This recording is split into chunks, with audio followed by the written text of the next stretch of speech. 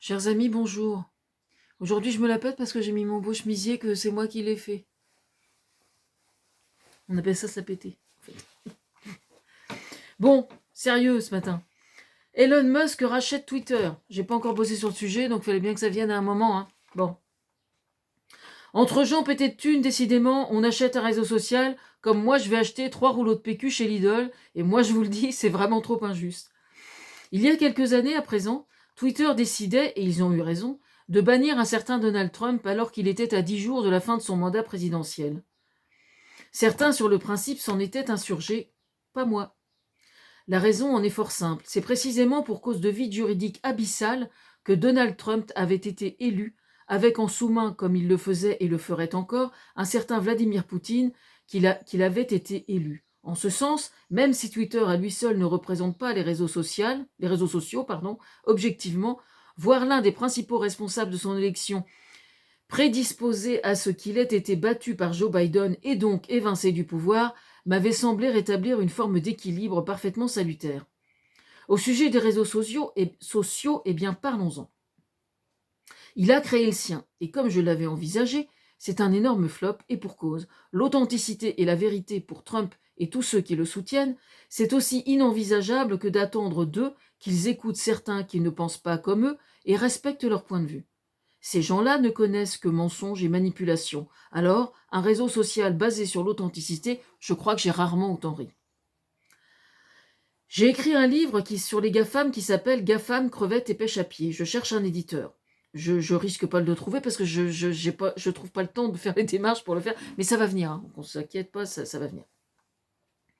Le souci réside dans le fait qu'Internet est tellement à présent rigoureusement incontournable et les multinationales qui s'y rattachent sont tellement monstrueuses relativement au volume financier qu'ils brassent que de légiférer à leur sujet était indispensable. Sur ce sujet, j'ai bien compris que l'Europe, enfin, a commencé à y mettre bon ordre. Je reconnais sur ce sujet mon incompétence. Je ne peux pas être partout non plus.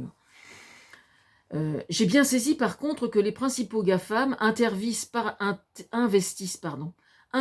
parallèlement dans l'industrie des câbles sous-marins qui garantissent eux aussi, parallèlement aux satellites, les communications entre les continents.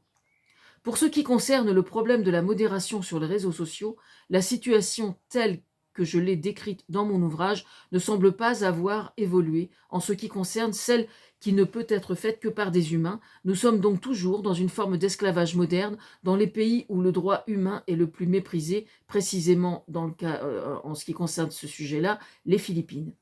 Pour ce qui concerne le fait qu'Elon Musk ait racheté Twitter, l'inquiétude vient du fait, au-delà de ce fait en particulier, que le pouvoir, qu'il soit induit par une richesse incommensurable ou qu'il soit d'ordre politique, comme dans une dictature à la Poutine, induise que les décisions ne viennent que d'un seul homme.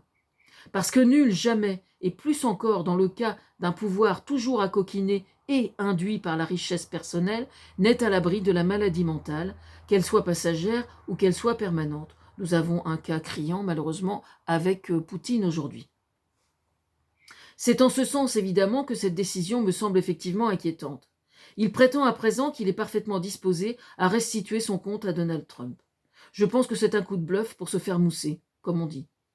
Si Elon Musk cherche à se donner en spectacle, qu'il fasse du one-man show. On verra si les sensations seront conformes à son érection. Je parle de celle du coup de bluff. Car c'est ainsi que raisonnent ceux qui sont toujours friqués à mort. Quand une bonne partie de la planète crève de faim et s'en va griller sous le réchauffement climatique, lui joue au cynique pour jouer au grand méchant loup qui s'amuserait à faire peur aux gentilles petites démocraties.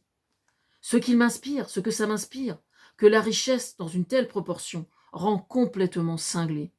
Et que si je l'avais face à moi, je lui foutrais bien ma main dans la gueule.